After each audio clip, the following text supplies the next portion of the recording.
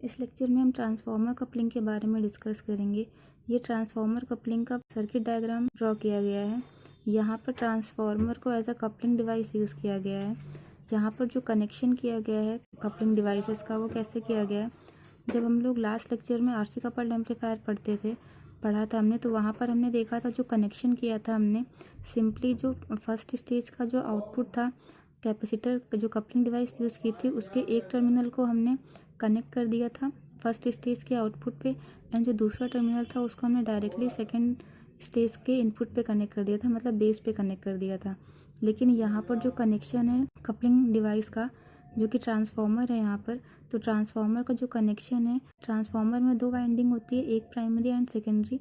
तो primary winding को हमने फर्स्ट स्टेज के आउटपुट पे कनेक्ट किया हुआ है, क्योंकि यहाँ पर अगर आप आरसी कपल्ड एम्पलीफायर से कंपेयर करेंगे तो यहाँ पर एक रेजिस्टेंस होता था आरसी, लेकिन यहाँ पर जो आपका ट्रांसफार्मर है हमने यहाँ पर क्या रिप्लेस कर दिया है, आर और सी को रिप्लेस कर रहे हैं हम ट्रांसफार्मर से। तो जो यहाँ पर आरसी कनेक्ट होता था उसके प्लेस पर हम ट्रांसफार्मर की प्राइमरी वाइंडिंग को कनेक्ट करेंगे। एंड सेकेंडरी वाइंडिंग का कनेक्शन हम कैसे करेंगे, सेकेंडरी वाइंडिंग को हम सेकेंड स्टेज के इनपुट पे कनेक्ट करेंगे। तो एक टर्मिनल को सेकेंडरी वाइंडिंग के एक टर्मिनल को हमने इनपुट पे अप्लाई किया हुआ है, और जो दूसरा टर्मिनल है उसको हमने पोटेंशियल डिवाइडर बाइसिंग के लिए जो कंपोनेंट्स हमने R1 R2 यूज़ किए हुए हैं उस पर कनेक्ट किया हुआ है। लास्ट जो सर्किट हमने पढ़ा था आरसी कपल्ड एम्पलीफायर में, डायरेक्ट हम यहाँ पर टर्मिनल कनेक्ट कर देते थे, बेस पर डायरेक्ट कपलिंग डिवाइस का टर्मिनल कनेक्ट कर देते थे। लेकिन यहाँ पर हमने एक टर्मिनल को बेस पर कनेक्ट किया है सेकेंडरी के, एंड सेकेंडरी के दूसरे टर्मिनल को हमने पोटेंशियल डिवाइडर सर्किट पे कनेक्ट किया है।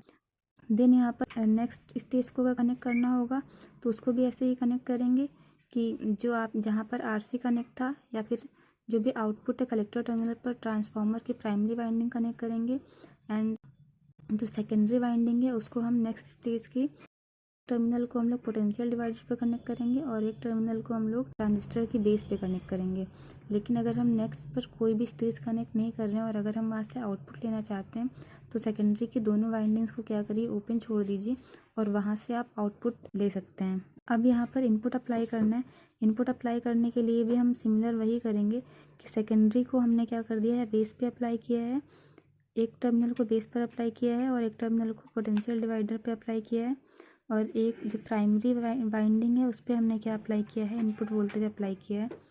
R1 R2 एंड RE क्या है, ये बाइसिंग रजिस्टर्स हैं। CE यहाँ पर क्या है, बाईपास कैपेसिटर है, और यहाँ पर VCC क्या है, ये आपका DC बाइसिंग के लिए आपने सप्लाई कनेक्ट किया हुआ है, जो इन दोनों सर्किट की DC बाइसिंग प्रोवाइड कर रहा है।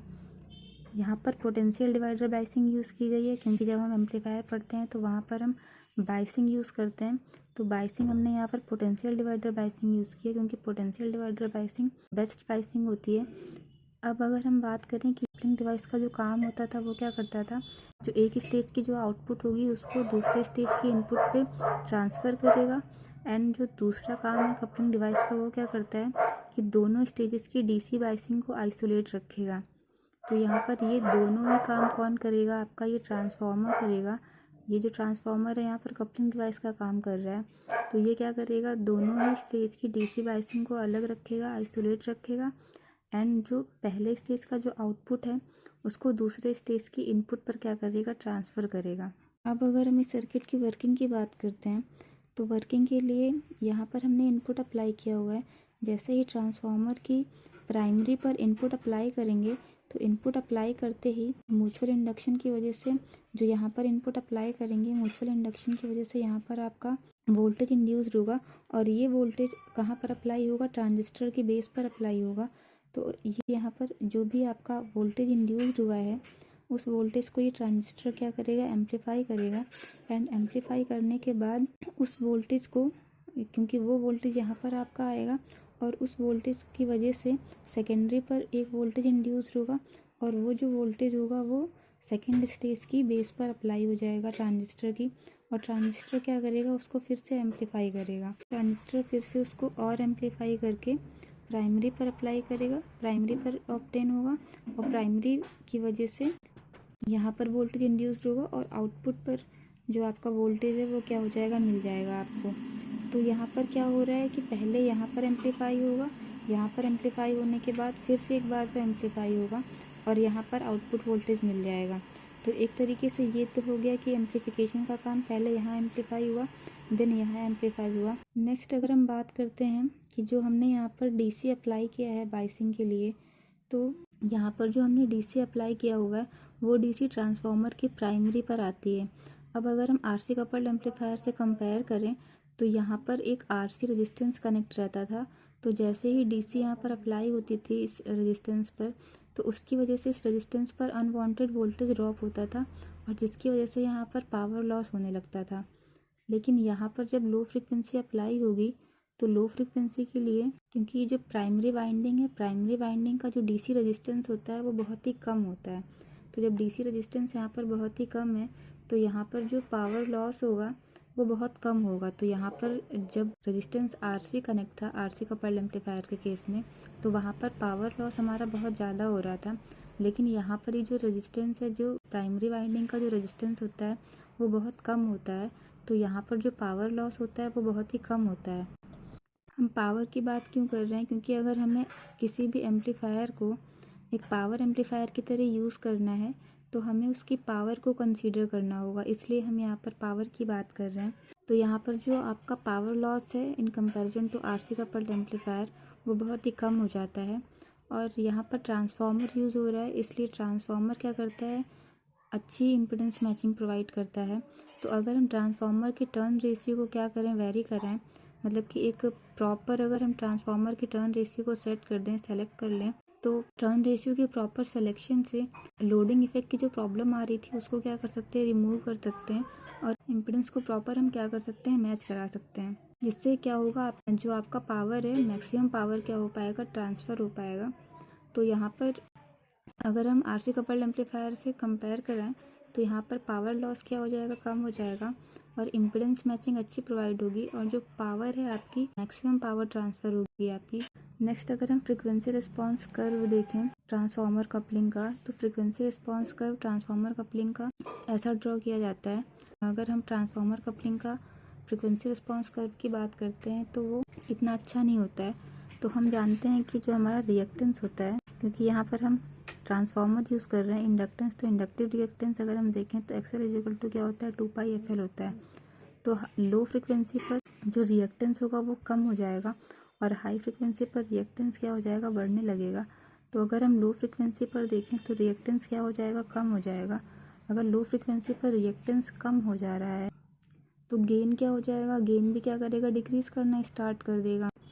और हम जो यहाँ पर ट्रांसफार्मर यूज़ कर रहे हैं, तो जो ट्रांसफार्मर के जो टर्न्स हैं, तो ट्रांसफार्मर के टर्न्स के बीच में क्या होगा, एक कैपेसिटेंस फॉर्म हो जाएगा।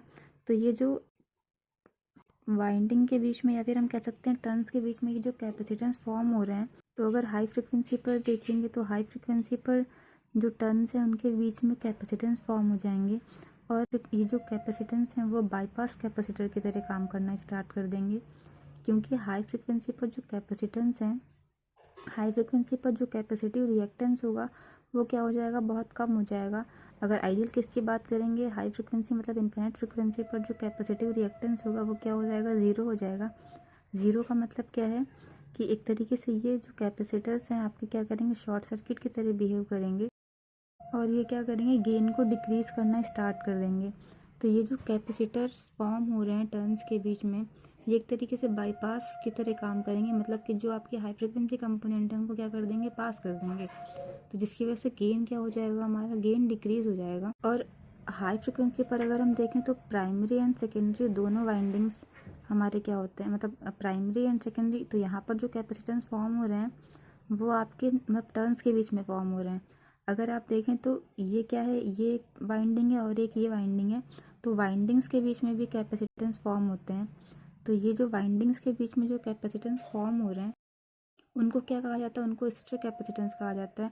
और इन कैपेसिटेंस की वजह से भी, क्योंकि ये भी हाई फ्रिक्वेंसीज पर फॉर्म हो रहे हैं, तो हाई फ्रिक्वेंसी इस कंपोनेंट को ये भी क्या कर देंगे, पास कर देंगे, जिसकी वजह से हमारा जो गेन है वो क्या हो जाएगा, डिक्रीज़ करना स्टार्ट कर देगा। तो यहाँ पर देखिए कि आपका जो गेन है वो हाई फ्रिक्वेंसीज पर डिक्रीज़ कर रहा है। तो यहाँ पर जो गेन है बहुत ही स्मॉल ड्यूरेशन के लिए क्या रहेगा, कांस्टेंट रहेगा। तभी जो फ्रिक्वेंसी रिस्पांस कर्व होता है ट्रांसफार्मर कपलिंग का वो कैसा होता है, वो अच्छा नहीं होता है, थोड़ा पुअर होता है। मतलब एक स्पेसिफिक फ्रिक्वेंसी के लिए क्या होता है, जो गेन होता है वो आपका क्या करता है, इंक्रीज़ करता है, और बहुत ही शॉर्ट ड्यूरेशन के लिए कांस्टेंट रहता है। बाकी आपका गेन में हम देख रहे हैं कि जैसे जैसे हम फ्रिक्वेंसी को वेरी कर रहे हैं, low frequency and high frequency, gain हमारा क्या हो रहा है, गेन एक तरीके से वो क्या कर रहा है, डिक्रीज़ कर रहा है या फिर इंक्रीज़ कर रहा है। मतलब वेरिएशन देखने को मिल रहा है, बहुत ही शॉर्ट ड्यूरेशन के लिए ही ये कांस्टेंट रह रहा है।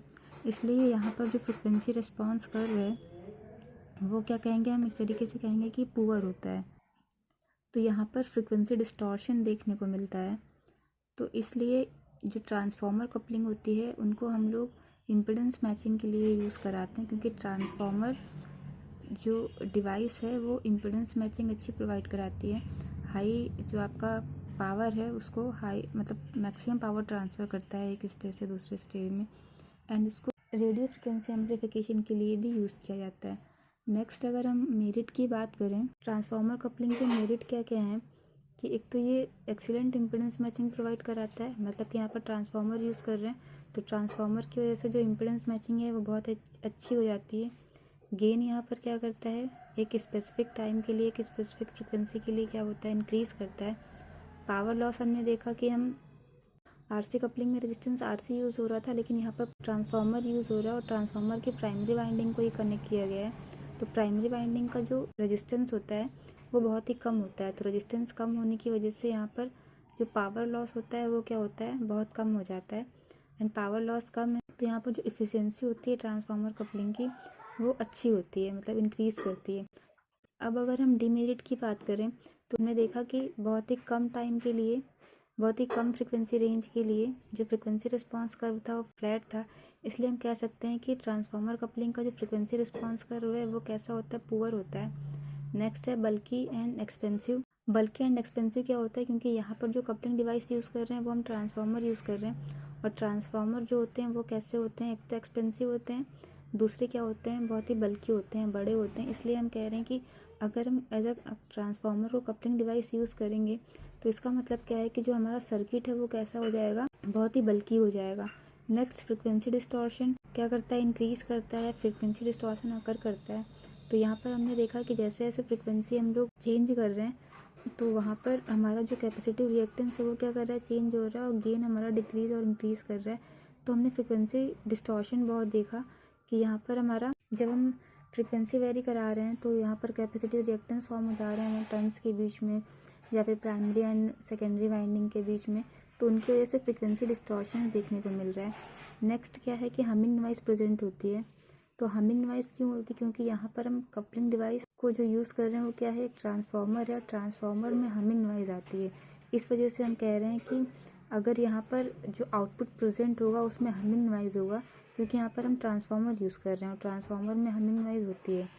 नेक्स्ट अगर हम एप्लीकेशन की बात करें तो इसका बेस्ट एप्लीकेशन हो सकता है ट्रांसफार्मर कपलिंग का इम्पीडेंस मैचिंग में, क्योंकि ट्रांसफार्मर का यूज़ किया जा रहा है, ट्रांसफार्मर बेस्ट डिवाइस होती है इम्पीडेंस मैचिंग के लिए।